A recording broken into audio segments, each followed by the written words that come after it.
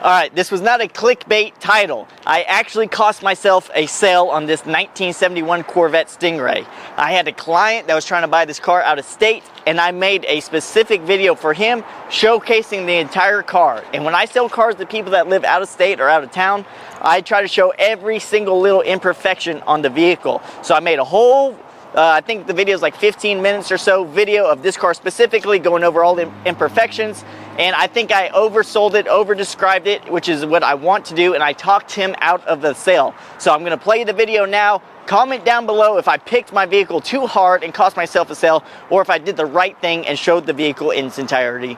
Let me know, and watch the video, and if you guys are interested, the car's still for sale.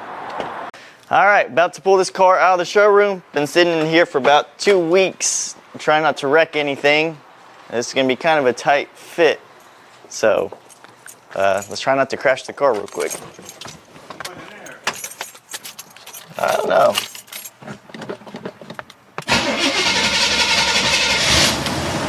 Fires right up after sitting for 2 weeks. That's a good start. Let it warm up.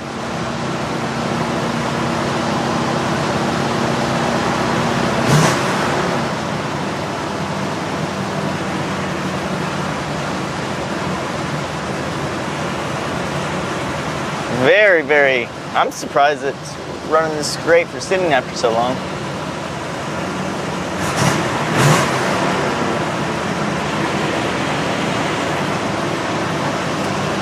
So it does take a little bit for this engine to warm up to where you can kick the choke off. Because again, it does have a little bit bigger carburetor, so it's dumping a little bit more fuel into it. So just let it idle for a bit.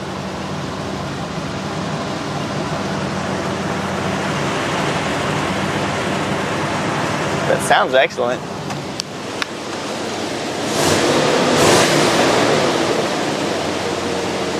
Alright, should be good. Alright.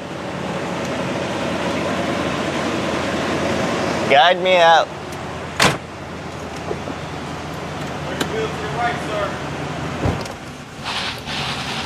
You see, once you put it in gear, it's idling perfect.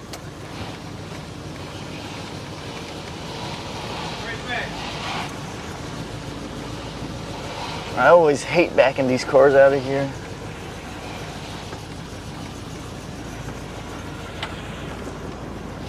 That was easy.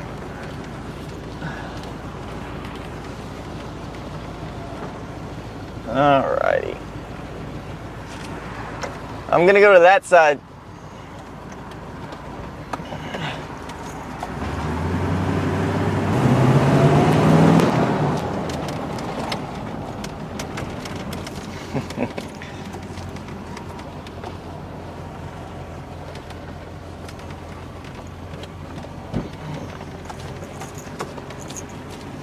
Alrighty, we got the car out of the showroom. We're gonna walk around it, pick the car to death. So if you still want it after this video, congratulations, you're getting the deal and you're getting a good car. And I'm gonna leave the car running. It's been running so I get everything situated in the office, just so you know that's not overheating. So we're gonna nitpick the car to death, and yeah, let's go from there. And I hope you send me the same kind of video on your car. So as all the videos I've said about this car, the paint is in great shape. The paint looks great. It's super smooth, it just looks like it came out of a paint shop. But there's some random blemishes on it. Like, as always, I said there's a bubble here, like a small little bubble. Then there's one somewhere right here as well. And then you have a paint blemish right there. So these little bubbles aren't like, there's not a lot of them, but they're just like kind of spaced out. And I'm gonna go over as many of them as I can see visibly. You do have a paint chip right here by the headlight. You do have a paint crack right here on the front bumper, as well as the chrome has a scratch in it right here. But the whole chrome is in great shape. I will have my guy use a polisher to polish the chrome out for you. Rock chip. Obviously the car will be detailed before you get it, but it'll probably get dirty in transport. But the car's just been sitting in my showroom for a few weeks. Now, see what else we can find. This right here, I guess, this is for the windshield wipers. These are replaceable. I don't know, looks like it's got some stuff right here that kind of scratches off. Here's another paint bubble right here. Another little small paint bubble right here. Right in here. Your cove, or whatever you want to call it, egg crate, you do have a crack on it right here as well. And I don't know, you see how it's kind of vibrating a bit? It just needs to be, I think they use tape. I'm not too sure. I just didn't want to put tape there and be like, oh, why'd you tape the car there? So you put some double-sided tape behind here. It just needs to get stuck there. You do have a little paint deal right here. Another little, small little blemish right there with a little bubble. And then all this right here, it looks really good, but it is a little hazy. Like the paint is a little hazy right there. You do have some paint cracks right here along the intenta right here. This back chrome is in excellent shape. The car is running, obviously, if you can hear it in the background. I can see myself in the reflection in this chrome. One little paint crack right there as well.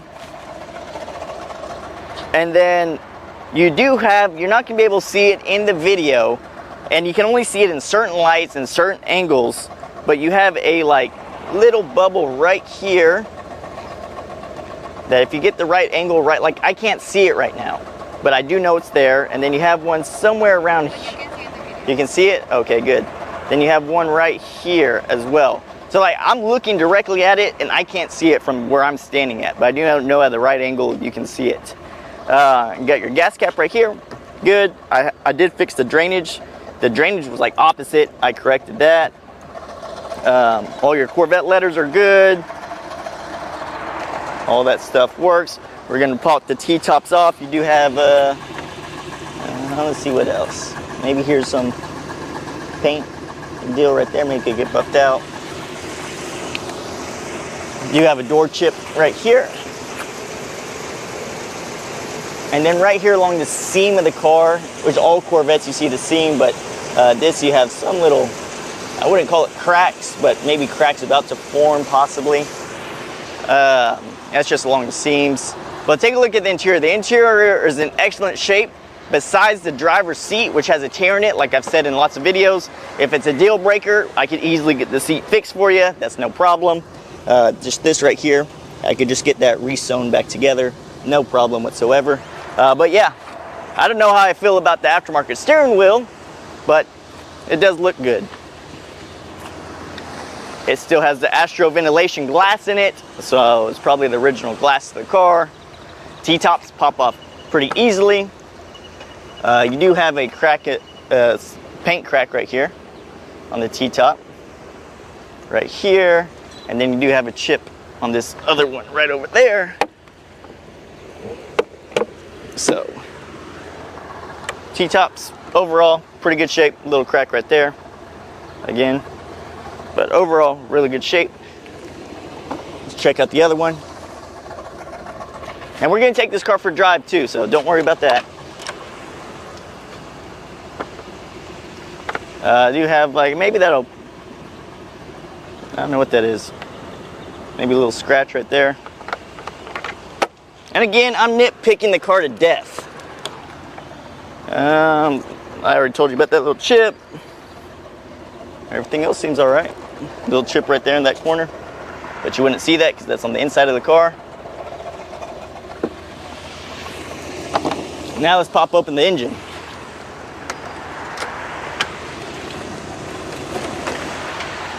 So it does have the big block hood to it, which is super cool. I like it a lot.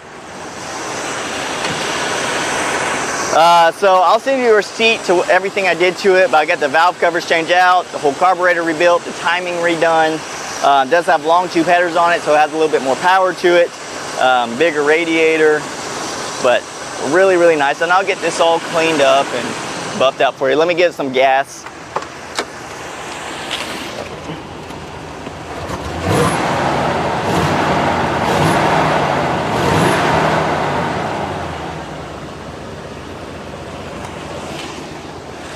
But yeah, again, look at the interior.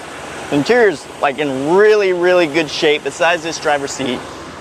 You even have the leather cases for the T-tops. So you take the T-tops off, put them in these leather bags. That glass pops out, which is the good thing about this year car. But let me close the hood. We're gonna take it around the block really quick. Take a look at the headlights first. Let me pop the headlights for you. It is about to rain, so I'm trying to make this video pretty quick so we can get out of the rain. And while you're asking, if you have T-tops and you get enough water and rain, yeah, it's going to leak. So I recommend to leave any T-tops or convertibles in storage. So put these down so you guys know that they work.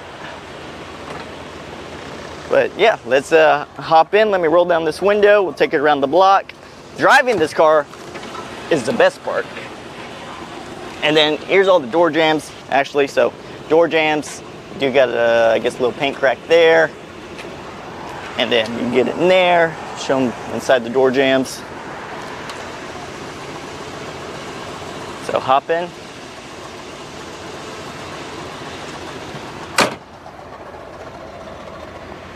And we'll take this around the block really quick, and the car's been running this entire time. Let's see what the temperature says. Not overheating. Your RPM gauge does not work.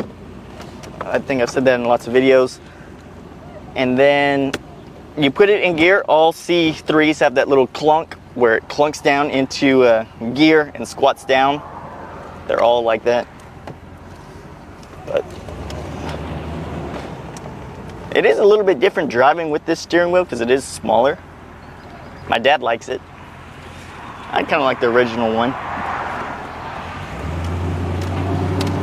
But when I first bought the car, you wouldn't be able to even drive it like this. It would have shut off on you. So my mechanic really got into the timing and made it perfect. It's already starting to rain. There's some water droplets. So we're going to take it around the block. It just drives really, really well. It's a really well driving car. That is the best thing about this car. So I'm going to try to get on it right here.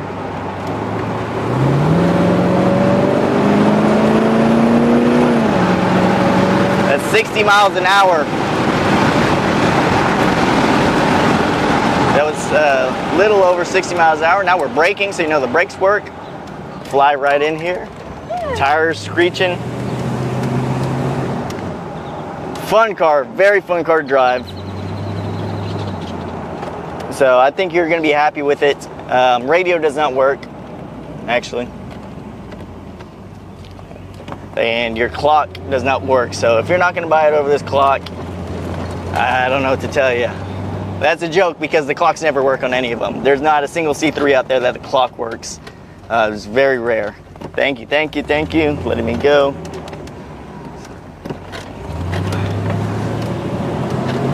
The battery's in the back of the seat, right behind me actually, in one of the compartments. And we're going to try to throw it into the showroom before it starts pouring down rain. So again, I think this is going to be an excellent car for you to get. And Jeremy got us in. Hopefully I don't wreck this car for you.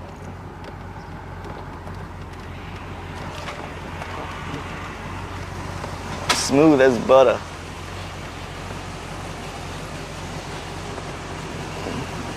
How much room do I got up there? How much room do I have up there? That's enough walking. Okay.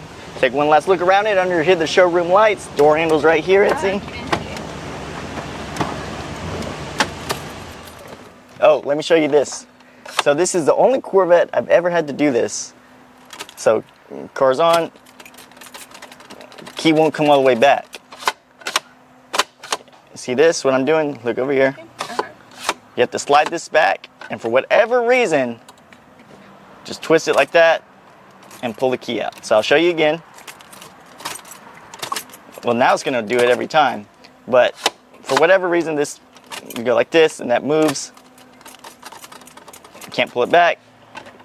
This is gonna look like this. Slip that back real quick. Just twist it to your left. Never had a Corvette do that. I don't know why. It doesn't do it all the time, but sometimes it does. Just remembered that. But yeah, we actually finished the video in perfect time because it is starting to rain. So, hope you enjoyed the car. Look forward to seeing a video of your car, and I'm sure we can put a deal together. Thank you for watching the entire video, and let me know what you want to do. Alright, so you guys watched the video I sent. Let me know if I overpicked the car. I mean, this is a really nice car. We actually just got back from another old client of mine test driving it. He loves it, so it may be sold, maybe not. We're still working out negotiations on it.